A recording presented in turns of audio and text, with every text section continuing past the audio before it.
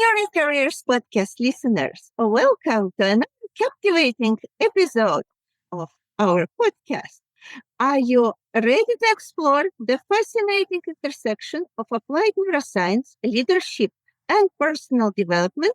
Today, we have the privilege of introducing you to Professor Justin James Kennedy, a TEDx speaker, esteemed behavioral neuroscience professor, and a driving force behind building a global community of applied neuroscientists. Justin's journey is nothing short of remarkable. Armed with a PhD and a wealth of experience, he wears multiple hats, including that of an academic and executive coach, a PhD supervisor, researcher, and author. He is a true neuroplastician, reshaping minds and guiding individuals towards cognitive excellence.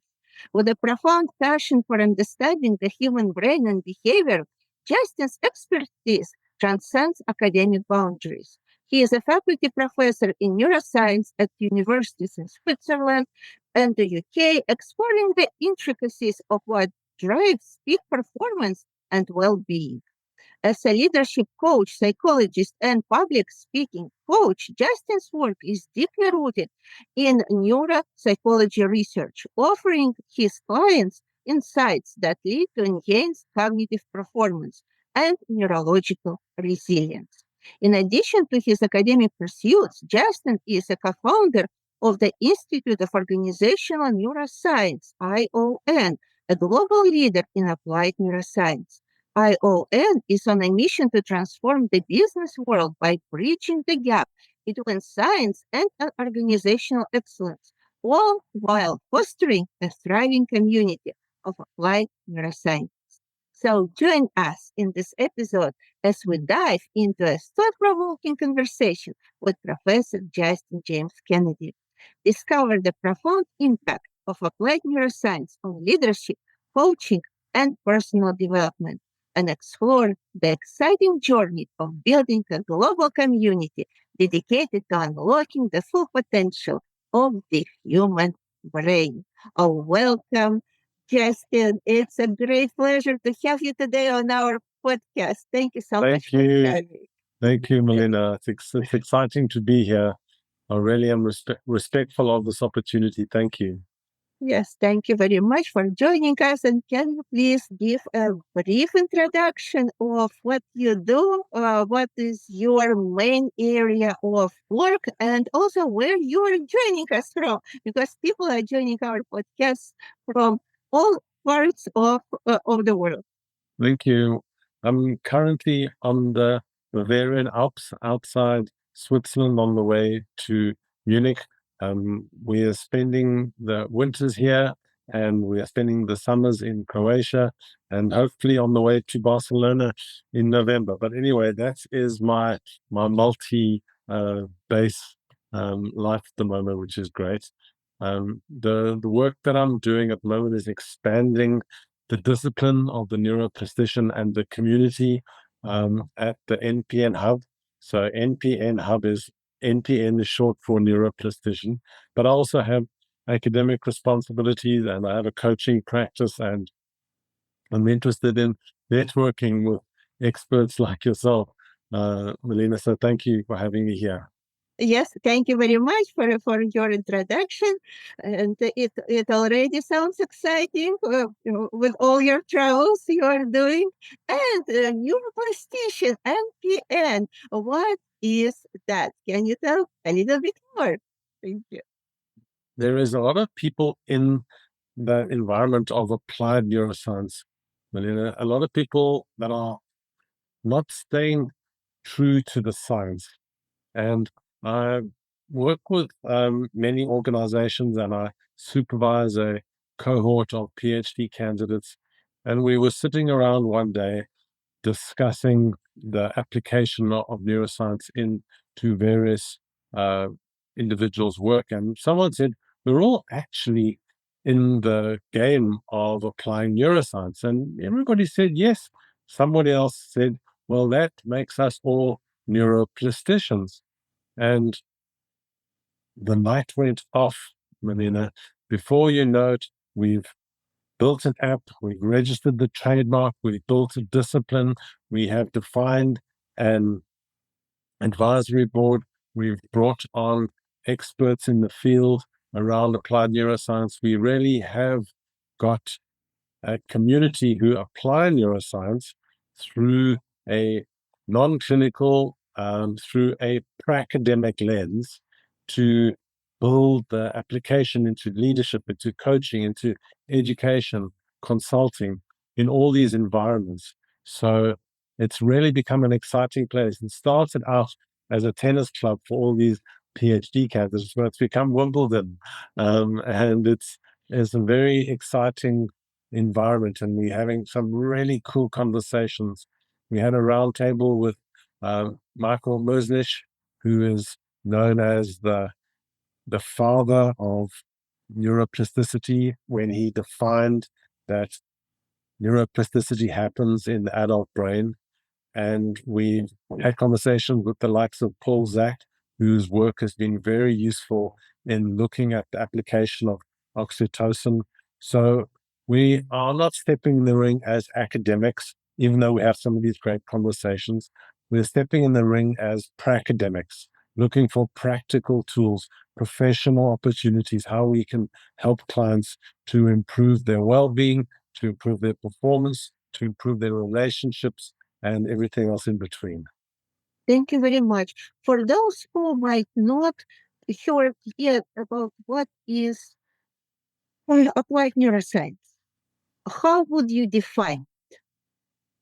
Applied neuroscience is sitting on the shoulders of academics and using that information to build practical tools that influence behavior in the field, in people's lives. So an example will be looking at a person's relationship with sleep and understanding how they are not functioning, what is happening with their anxiety, and the higher levels of neurotransmission that are causing that overexcitatory activity, looking at what we can do to change behavior so we can change the neurotransmission, so that we can change their sleeping habits, as a simple example. So we're really behavioral scientists looking at neuroscience through a academic lens, specifically on what causes neuroplasticity. Melina, does that make sense? Is that a good enough answer? Yes, I think it definitely makes sense. And we see that there is an increased interest in applied neuroscience in the community. Why do you think is the reason behind that? I think it is because people are hungry for knowledge that can be applied. And there's a lot of snake oil merchants and a lot of spin doctors and lots of pseudoscientists out there. And there's also a lot of people that actually want to understand the science. So we're finding that it's useful to give people a walled environment where they know that the people that they're speaking to are staying close to the science, they're reading the literature, they are understanding the protocols, and we can then help people effectively build tools that ensure behavior change, because we are behavioral scientists and practitioners and coaches that are interested in helping people sustain new habits that build new behaviors. So we're really interested in helping people change their behavior in whatever form that might be, from relationships to nutrition to fitness to work efficacy to performance and everything else in between, Melina. And where does neuroplasticity comes in this process? How does it influence this behavioral change? So neuroplasticity happens at any point in the learning experience. Whenever there is new stuff coming in, the brain goes into a flexible uh, protocol to process that information electrically, anatomically, chemically, so that it can sustain the new information. So neuroplasticity is, as you would agree, it's any learning activity, any new activity that is going to be embedded into the hard drive of the brain. So in our environment, the application of neuroplasticity is to use the knowledge about how the brain processes information, how the brain learns, and help clients understand what works and what doesn't work when they're trying to change or learn or sustain new habits that will influence the well-being and the performance. So we're interested in staying true to the science, but we're interested in building simple tools that clients can use to be more effective in whatever environment they're learning or they are leading or they are growing. Yes. So, in terms of that, what are the main of applications of mm, neuroplasticity Yeah, that it's a great question. I mean, it's a really big question because it could be anything. The environments that work really well. A lot of the practitioners are coaches.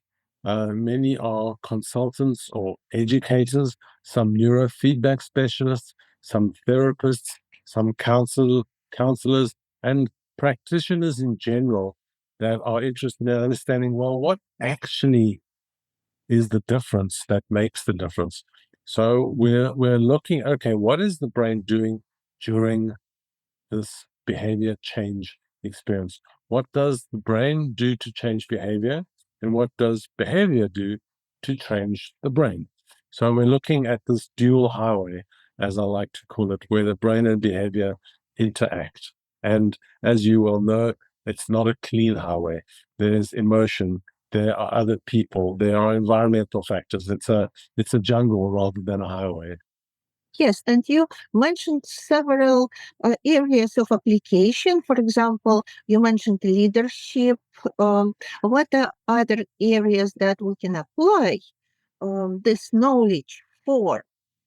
The best thing is to think of an example. I mean, easy examples are nutrition and diet and weight and exercise because that's an easy one to discuss. I mean, we could look at relationships and we can look at decision making and we can look at mental fitness and we can look at sleep. But let's just focus on one, and we can always illustrate it with other examples as well. So when it comes to nutrition, we're living in an age of excess, as I'm sure most people don't agree. There's not much starvation going on anymore. There is probably not enough starvation. In fact, there's a lot of work going around on the benefits of having many pauses in your diet and looking at how that benefits the microbiome. So if we're looking at the neuropsychology of diet, it's nice to eat. So when you eat, you get this endorphin release of, this is nice, I should do more of it. And you tend to eat more, and also you tend to eat the wrong things. And there comes to a point where you say, okay, this is not working for me. I'm putting on weight, or I'm getting these sugar cravings, or I am just not feeling as healthy as I would like. So at this point, you would then potentially speak to a nutritionist or a personal trainer or a physician. One of the people would be a neuroplastician. So a neuroplastician will help you look at how your behavior is influencing the brain and how your brain is influencing your behavior. So in the nutrition example, the brain is designed to want to eat carbs.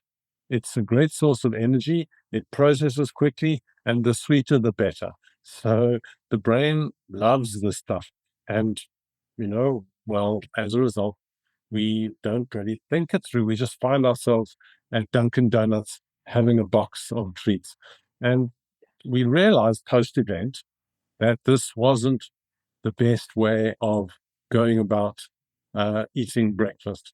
So what happens then post-event, we say, okay, let me like be more diligent, or let me start, feeling guilty about it.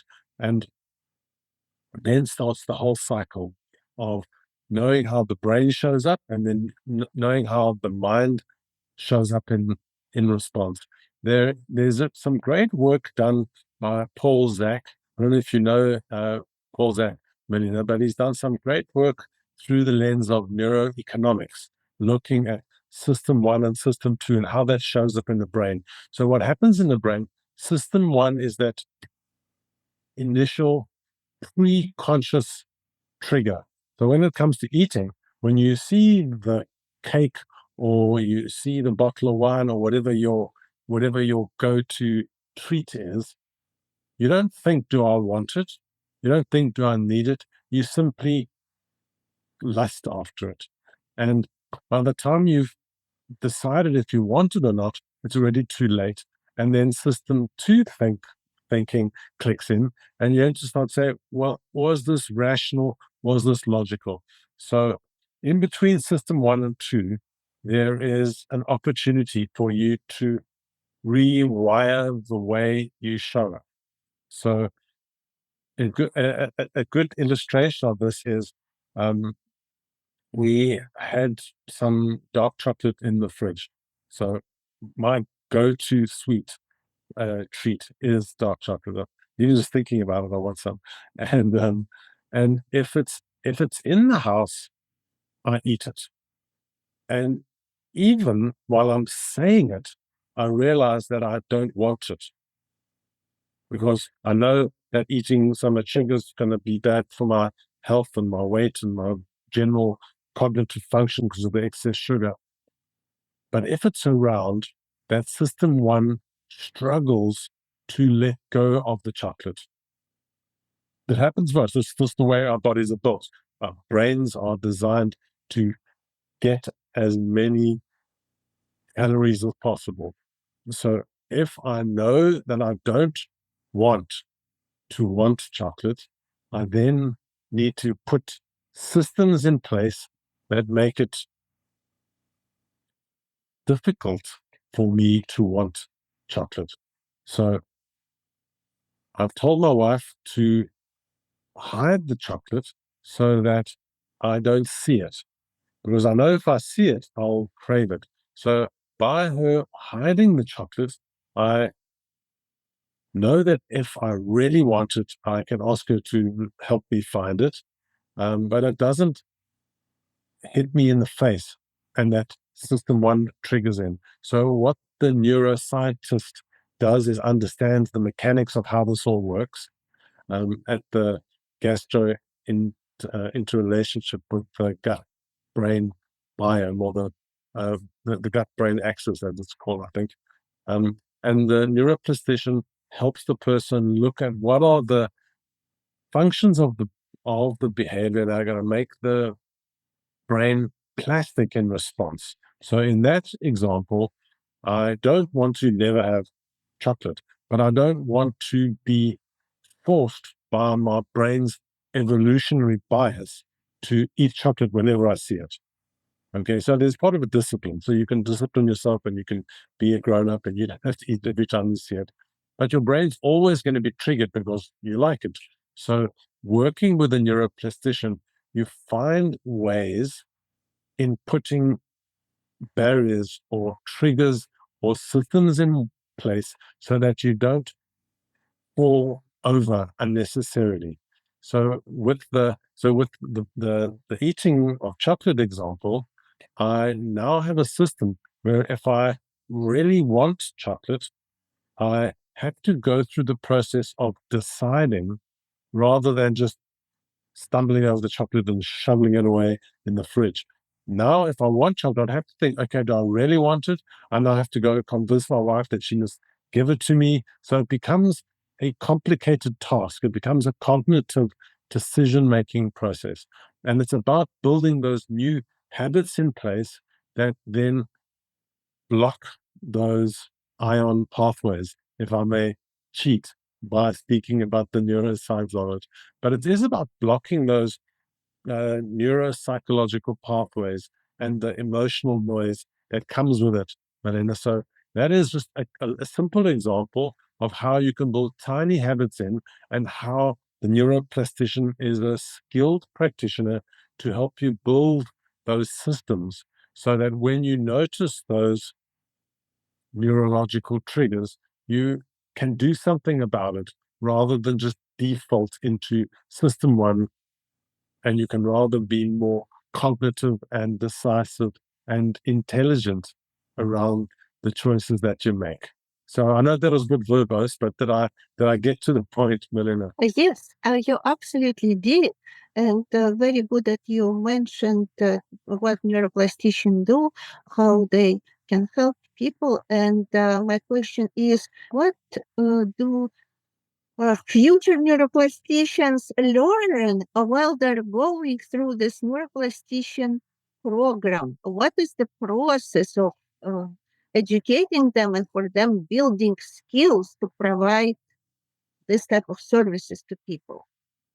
Now, it's a very complicated question, because what we have done, we have built a community at the NPN Hub, NPN being short for neuroplastician, because neuroplastician is a big word.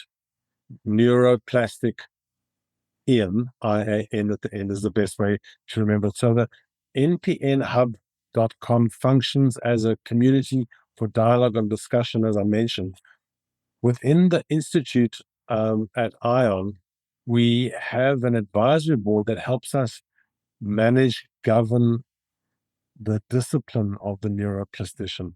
So in the governance of the competencies, we make sure that we are keeping true to the science, and we also vet training providers to ensure that when they deliver programs, they can qualify their graduates as neuroplasticians, assuming they're in line with the competencies that the advisory board has set.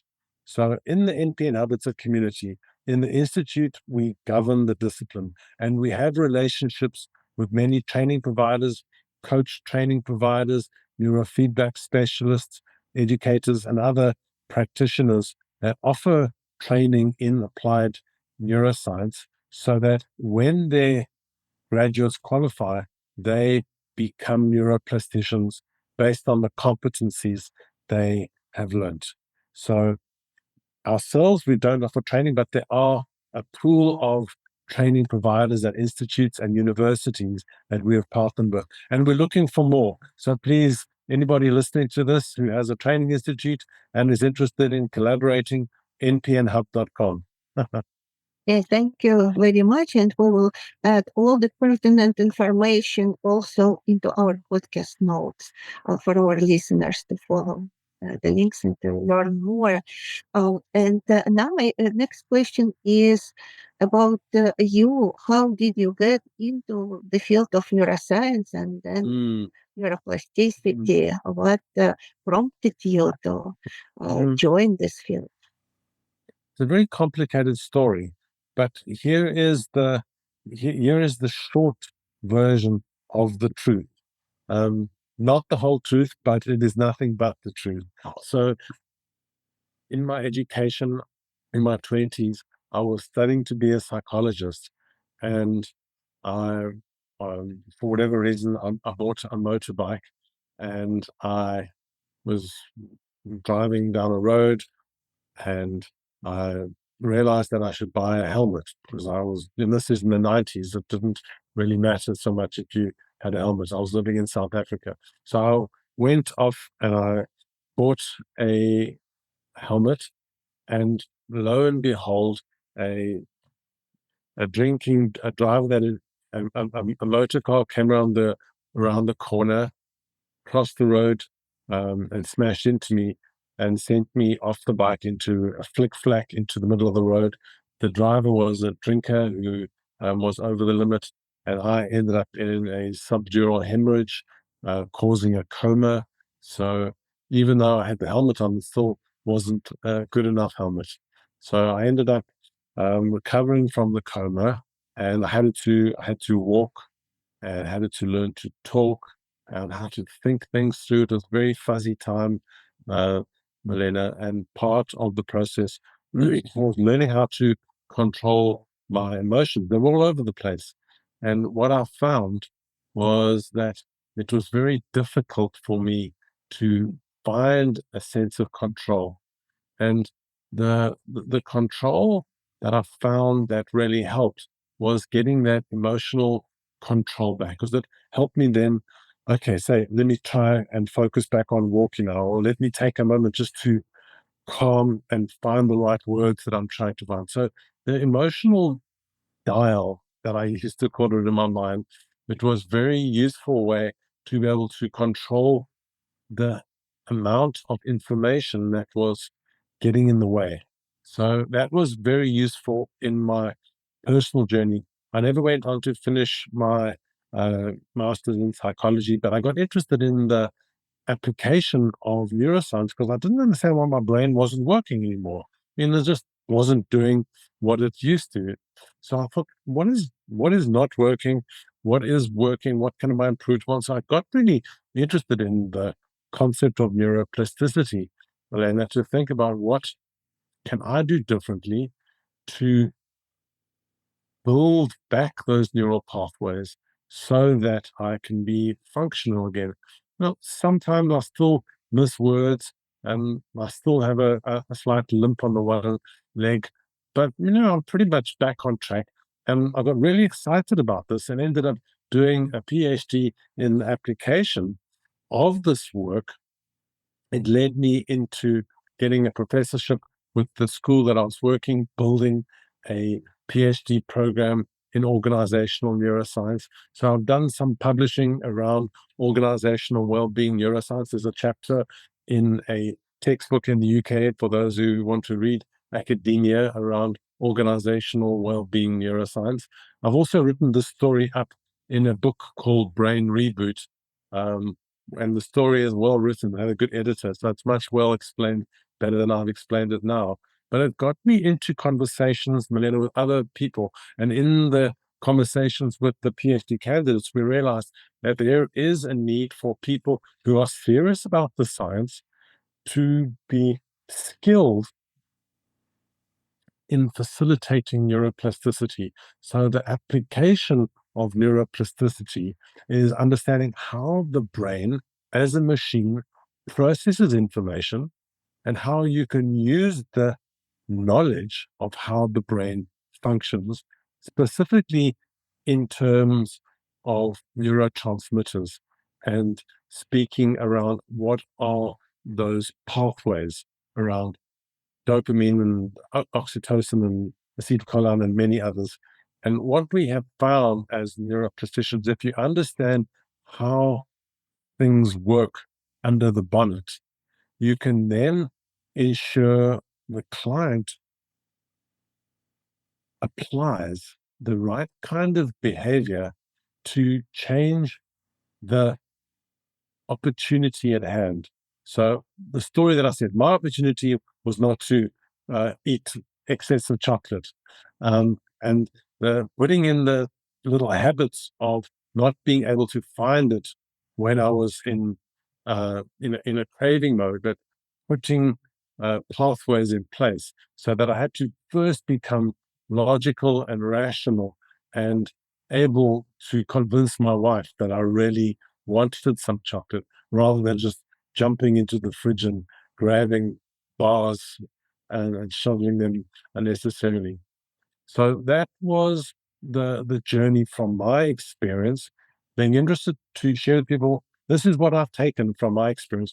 This is what you can do to reboot your brain, which is actually the title of my book, Brain Reboot. And what you can do to reboot your brain's automatic pathways, that's system one, as Daniel Kahneman calls it, how you can catch those triggers and you can use your system two to make sure you do something different rather than just acting upon reflex. So that was a quick dive. I hope that made sense. Yes, it was a challenging time, and definitely you are a great example of how our nervous system can reboot itself, can reorganize. Thank you very much for sharing that. You're And, welcome. and also, what I noticed from your journey that not only you were involved in academic work, yes, in doing your PhD, working with organizational neuroscience, but you also pursued an entrepreneurial career as well. Yes, you established your institute and you are providing your coaching services and now also working with the neuroplastician community. What prompted you to explore yourself in that interpretorial realm as well? I couldn't get a job, Melina, that's why. No, I'm teasing.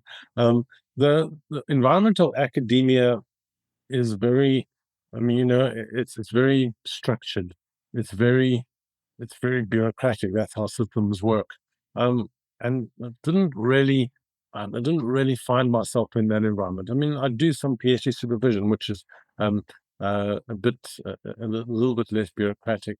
Um, I have worked with organizations, and the institute was really built as an institute for organizational neuroscience.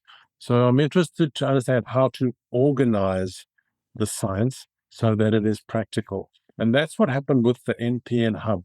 So my interest in the application is what I'm really all about.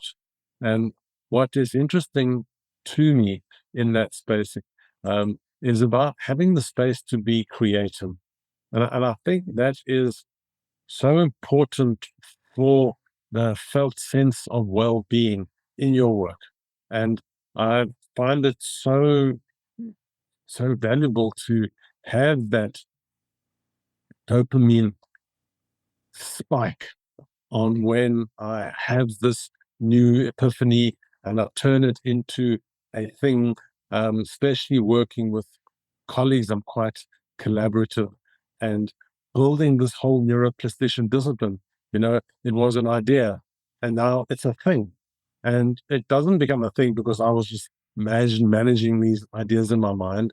It became a thing because we scrummed down together and we built an institute. We put to get we put together the requirements for the discipline. And now we've got like really cool people engaged, like you, for example. We're going to hopefully have a conversation with you in the NPN Hub about your work. We get everybody queuing to be involved. So it'll be a great conversation.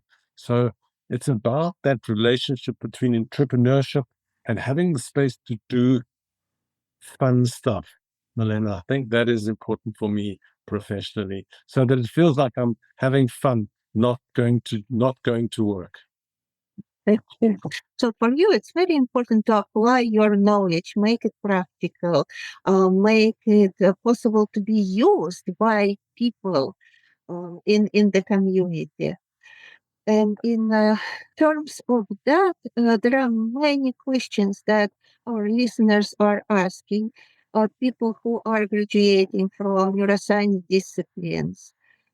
They are asking where can we find ourselves, not necessarily in academia, but maybe in the applied neuroscience field.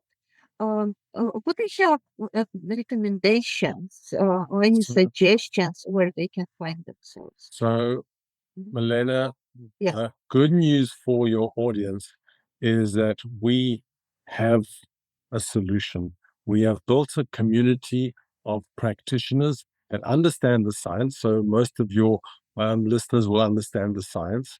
And well, I hope they do. That's what you are hoping to ensure, that they understand the science. And I'm interested to speak to these people so we can show them how they can apply that within the context of non-clinical uh, and non-academic environments. So the neuroplastician is a non-clinical practitioner and is a person who understands behavior change through the lens of neuroplasticity. And if you understand the science, you're going to be very skilled at understanding how that works in terms of behavior change. So if you're a neuroscientist by training, you will understand my silly little example about nutrition. You will understand what happens when there is poor sleep hygiene and how that influences cognition. You will understand what happens to the brain when there is no exercise to cause that heart rate variability to be functional. You will understand what happens to the default mode network when there is heightened levels of self-doubt and imposter syndrome kicks in. So a lot of these things are opportunities to speak to academics and how they would like to maybe become pre-academics, where we show them the practical and the professional applications of their expertise. So that is a great opportunity to have those conversations. So that would be something fun to do in the future as well, Elena. Yeah, thank you so much. And what are your future plans? Where do you see this neuroplastician specialization, let's say 5 or 10 years from now? So it's kind of like, what do you think will happen um, once you've let the cats out the bag? You'll just be lots of cats. I don't know. Um, the idea, Manena, is he didn't really plan it as well as that. It kind of was just an organic idea. It was a tennis club, and now it's Wimbledon. And behind that joke is the need that is happening in the practitioner and in the organizational context. People want to understand the science, and they want to make sure it can be applied so that behavior change sustains. Now, what will happen if we keep on going like this? What will happen? I imagine, I hope, we will see that this discipline finds its footing in the same way that coaching once was something you only did with a whistle and a cap on a field. And now coaching is something you do in the boardroom or in the professional environment. So maybe the neuroplastician will become a subcategory of coaching. Maybe it will become a standalone environment where neurofeedback specialists or therapists or educators can all use their knowledge and apply neuroplasticity and then become a certified neuroplastician. So that on the website in PNUP, there's an easy way to go through the process of becoming a certified neuroplastician at a few levels based on your levels of expertise.